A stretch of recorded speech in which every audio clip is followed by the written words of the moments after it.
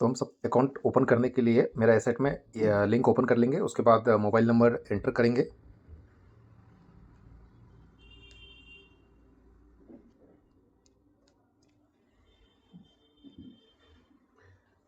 फिर OTP enter करना होगा।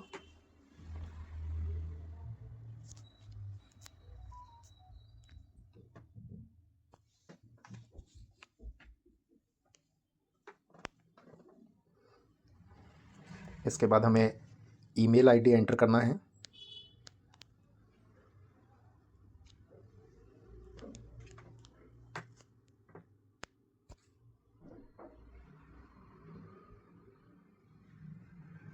फिर हमें एक ईमेल OTP एंटर करना है। ईमेल में अगर आपको OTP प्राप्त नहीं हो रहा हो तो आप एक बार जो है स्पैम में भी चेक कर सकते हैं। एम स्टॉक मेरा एसेट में आपको यह बेनिफिट मिलता है कि जो OTP आता है बहुत शॉर्ट OTP होता है, बिल्कुल 3 डिजिट का OTP होता है। तो ये आपके लिए फ़ायदेमंद रहेगा।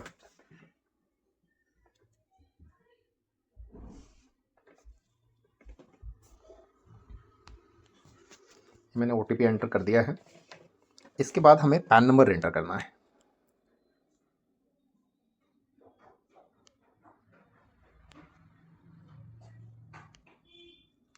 जैसे आप पैन नंबर एंटर करेंगे तो डेट ऑफ बर्थ और पार्टी का नाम दोनों जो है आपको स्क्रीन पे डिस्प्ले हो जाएगा। ये इनकम टैक्स पोर्टल से ऑटोमेटिकली फैच होकर के यहाँ पे दिखने लगता है हमें। तो यहाँ से चूँकि मिडिल नेम को हम चाह रहे हैं कि जो मिडिल नेम है लास्ट नेम नहीं है, तो इसको मिडिल नेम जो इसमें आ रहा था सिस्टम में ऑटो जनरेट जो हो रहा था उसको हम लास्ट नेम में यहाँ पे एंटर कर लेते हैं। हालांकि उससे कोई फ़र्क नहीं पड़ेगा, मिडिल में भी रख सकते हैं उसको। सबमिट करेंगे। सबमिट करते ही जो है पेज पर आपको कन्फर्मेशन दिखेगा, your PAN number, date of birth and your name, ये आपको डिटेल दिखेगा। हमें कंटिन्यू करना है यहाँ से।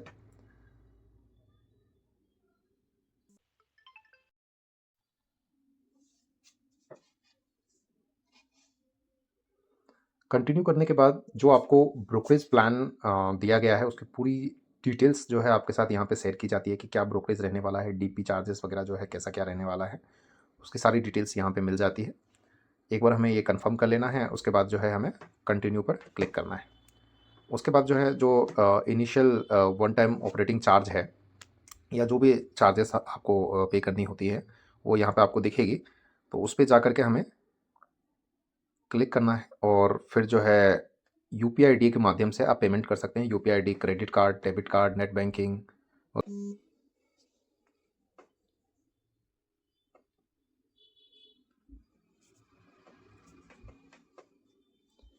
पेमेंट करने के बाद नेक्स्ट जो है सेल्फी क्लिक करने को ऑप्शन आएगा।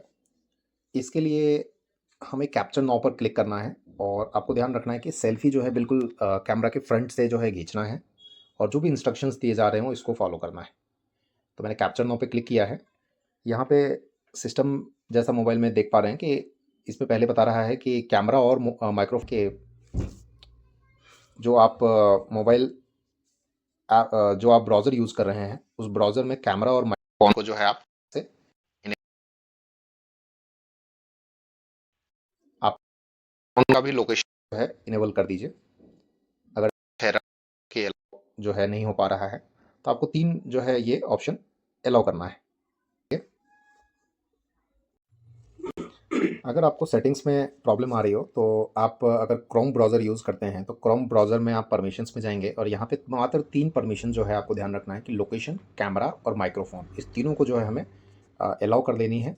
अलाउ करने के बाद में अगर अलाउ करने के बाद में आप एक बार रिफ्रेश कर सकते हैं। रिफ्रेश करने के बाद जो है यहाँ पे आप कैप्चर पे क्लिक करेंगे और कैप्चर क्लिक करने के बाद में बिल्कुल स्क्रीन के सामने ले जाएंगे।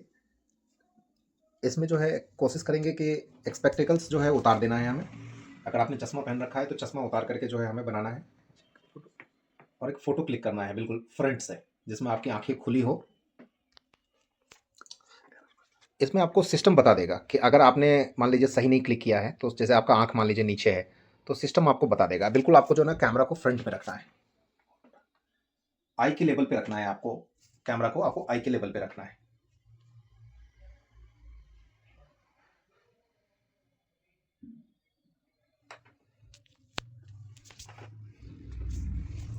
ये कंप्लीट होने के बाद जो है नेक्स्ट स्टेप में आपको, आप जो साइन करते हैं उसको आपको फिंगर के माध्यम से जो है अपने उंगली के माध्यम से साइन करना है। थोड़ा बहुत चेंज आएगा, कोई दिक्कत नहीं है, इसको आप जैसा भी साइन करते हो आप स्क्रीन पे साइन कर सकते हैं।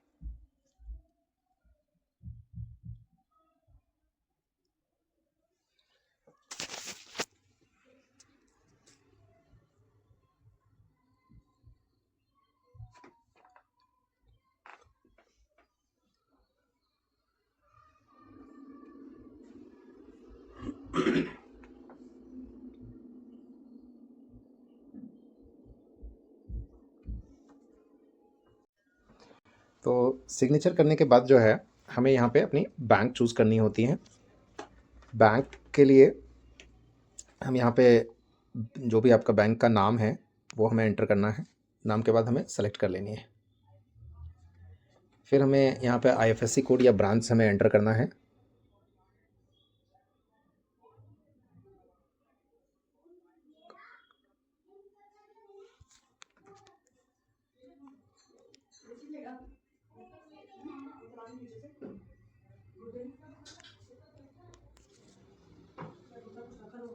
पहले आईएफएससी डालना है, फिर हमें अकाउंट नंबर डालना है।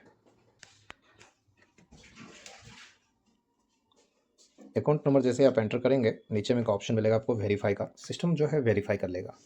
अगर जो अपने पैन में नाम, पैन पे जो नाम है और जो बैंक में आपका अकाउंट डिटेल है ये अगर वेरीफाई हो जाता है तो आपको किसी प्रकार का कोई डॉक्यूमेंट्स अपलोड करने की ज़रूरत नहीं पड़ेगी बैंक प्रूफ रिलेटेड। लेकिन अगर ये वेरीफाई नहीं हो पाता किसी कारण से तो आपको डॉक्यूमेंट जो है वहाँ पे अपलोड करना पड़ेगा। फिर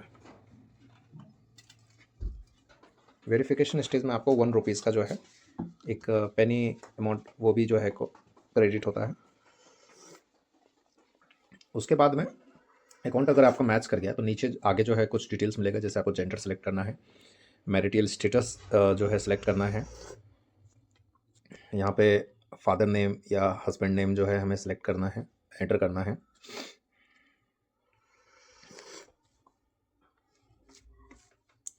इसके बाद हमें एनुअल इनकम जो है अपना सेलेक्ट करना है और ये सब करने के बाद जो है हमें सेव करना है।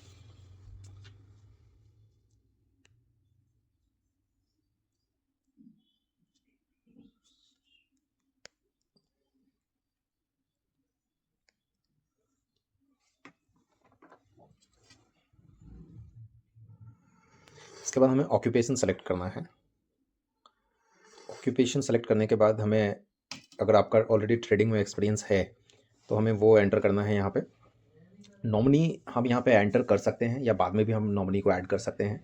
अगर आप इस स्टेप पे भी नॉमिनी को ऐड करते हैं तो आपको पैन नंबर की ज़रूरत होगी। आपको पैन नंबर डालना है, सिस्टम ऑटोमेटिकली पूरा डिटेल फैच कर लेगा और आपको फिर नेक्स्ट स्टेप पे मूव कर सकते हैं। अभी इस केस में मैं नॉमिनी को यहाँ पे ऐड नहीं कर रहा हूँ। अगर आपको ऐड करना हो तो आप यस पे क्लिक करेंगे और यहाँ से सिर्फ आपको पैन नंबर एंटर करना है, डिटेल सेलेक्ट हो फैच हो जाएगा और आप आगे बढ़ सकते हैं। अदरवाइज़ आप नो एंटर करना है, नो एंटर करके हम आगे बढ़ सकते हैं।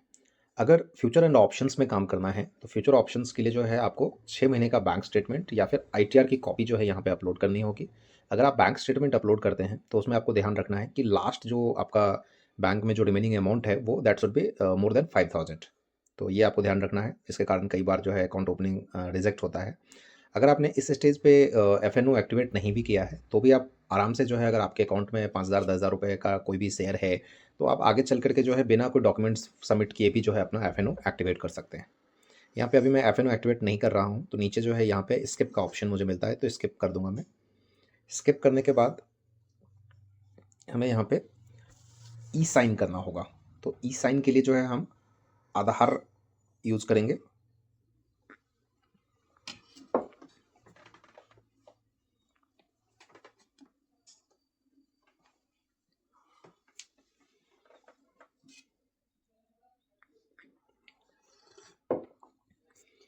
अब हम यहाँ से लैंग्वेज सेलेक्ट कर लेंगे जो आपको कंफर्टेबल हो और उसके बाद हम यहाँ पे चेक बॉक्स पे टिक करके आधार नंबर यहाँ पे एंटर करेंगे।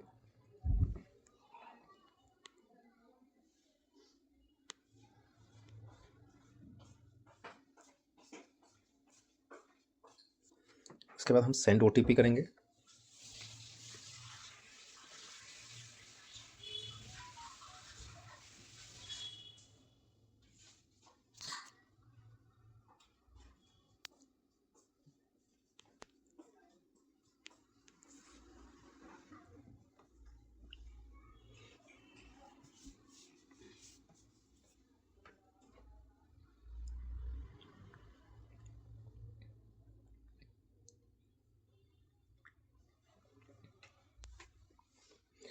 चूँकि अभी जिनका मैं अकाउंट ओपन कर रहा हूँ, उनका केवाईसी जो है ऑलरेडी है। अगर कभी-कभार ऐसा भी होता है कि केवाईसी वगैरह पहले से नहीं है, तो एक आध स्टेप जो है और यहाँ से जो है इंक्रीज़ हो जाता है। उस केस में हमको एक बार और जो है एडिशनल आधार ओटीपी देना पड़ सकता है, या कभी-कभार अगर पैन से जो है इनकम टैक्स से डेटा फेच नहीं होता है, तो उस केस में हमें आधार पैन कार्ड जो है हमें अपलोड करनी होती हैं। तो ये जो प्रोसेस है वो काफ़ी सिंपल है, जैसा कि आपने देखा।